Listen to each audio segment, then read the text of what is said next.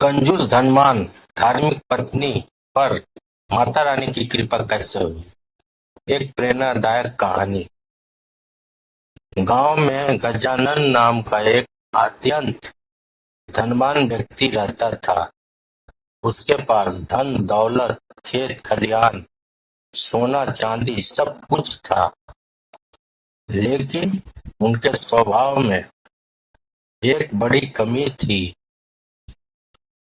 वह बहुत ही कंजूस था। वह अपने धन को खर्च करने से हमेशा डरता रहता और हर समय बचत के बारे में ही सोचता। उसकी पत्नी रत्नावली इसके बिल्कुल विपरीत थी। वह शांत, सुशील और बहुत ही धार्मिक स्वभाव की महिला थी। माता रानी की वह परम भक्त थी और वह दिन रात पूजा पाठ में लीन रहती। गजानन और रत्नावली के दो बच्चे थे, एक बेटा और एक बेटी। दोनों ही अपने पिता के कंजूस स्वभाव से परेशान रहते थे। वे देखते थे कि उनकी माँ छुप छुपाकर गरीबों की मदद करती है, भूखों को भोजन कराती है और जरूरतमंदों को वस्त्र देती है। लेकिन जब भी गजानन को इस बात का पता चलता, वह बहुत क्रोधित हो जाता और घर में अशांति फैल जाती। रत्नावली फिर भी अपने धर्म और भक्ति से कभी पीछे नहीं हटती थी। वह मन ही मन माता रानी से प्रार्थना करती, हे माता, मेरे पति को सद्बुद्धि दो और उनके हृदय को दया से भर दो। समय बीतता गया। एक दिन अचानक गजानन को भयंकर बीमारी ने घेर लिया। पहले तो उसने इसे मामूली समझा, लेकिन धीरे धीरे उनकी हालत बिगड़ती चली गई।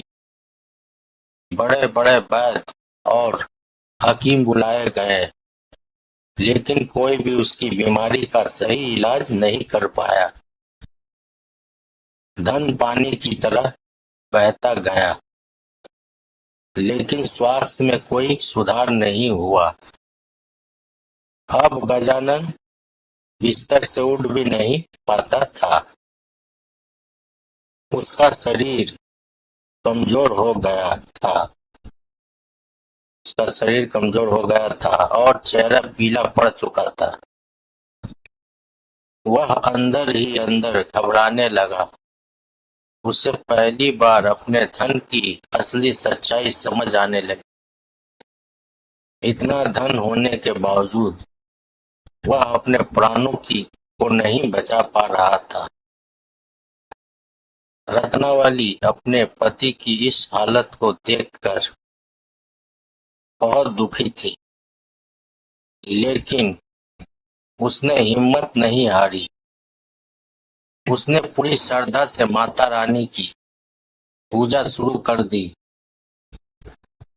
उसने व्रत रखा, भजन कीर्तन किए और दिन रात माता से प्रार्थना करने लगी, हे माता रानी, मेरे पति को जीवन दान दीजिए। मैं जानती हूँ कि ये भूल करते हैं, लेकिन इनका हृदय बुरा नहीं।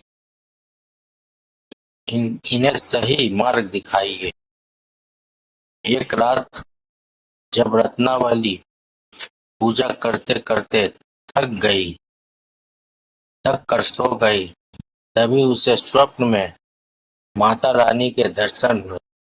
माता ने कहा, रत्नावली, तुम्हारी भक्ति से मैं प्रसन्न हूँ। तुम्हारे पति की बीमारी केवल शरीर की नहीं, बल्कि उनके मन की कठोरता की भी है। जब तक उनका हृदय दया और करुणा से नहीं भरेगा, वे स्वस्थ नहीं हो पाए।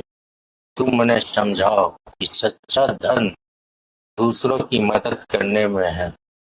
सुबह उठकर रत्नावली ने यह स्वप्न अपने बच्चों को बताया और फिर गजानन के पास जाकर प्रेम से बोली, स्वामी, माता रानी ने संकेत दिया है कि आपकी बीमारी का इलाज केवल दवा से नहीं बल्कि दया और दान से होगा।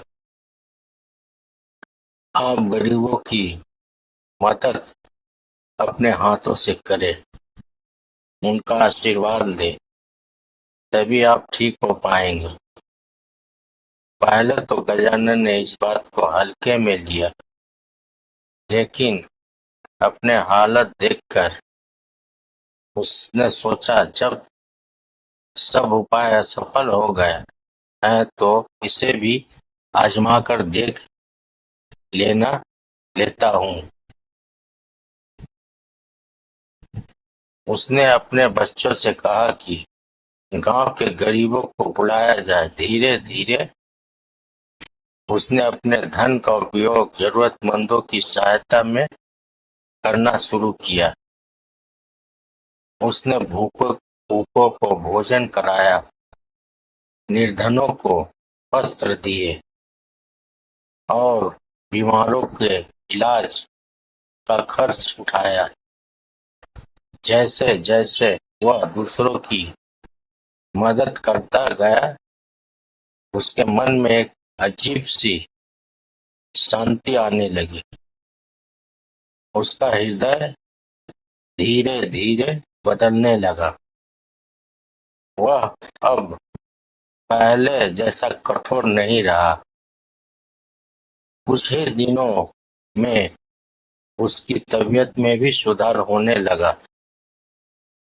उसकी कमजोरी दूर होने लगी और चेहरे पर फिर से चमक लौट आई। कुछ ही समय में गजानन पूरी तरह स्वस्थ हो गया। अब वह पहले जैसा कंजूस नहीं रहा था। उसने समझ लिया था कि सच्चा सुख धन जमा करने में नहीं बल्कि उसे सही जगह खर्च करने में है। उस दिन के बाद गजानन, रत्नावली और उनके बच्चे मिलकर जरूरतमंदों की सेवा करने लगे।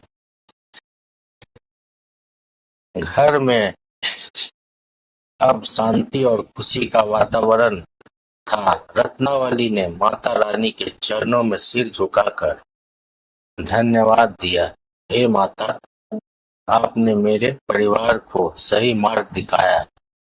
आपकी कृपा से ही यह सब संभव हुआ।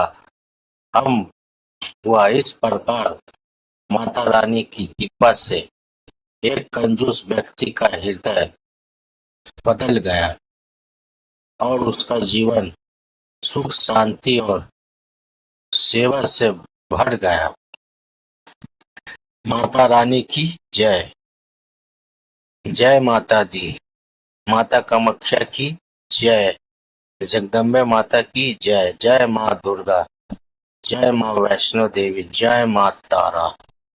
जय माँ तारा।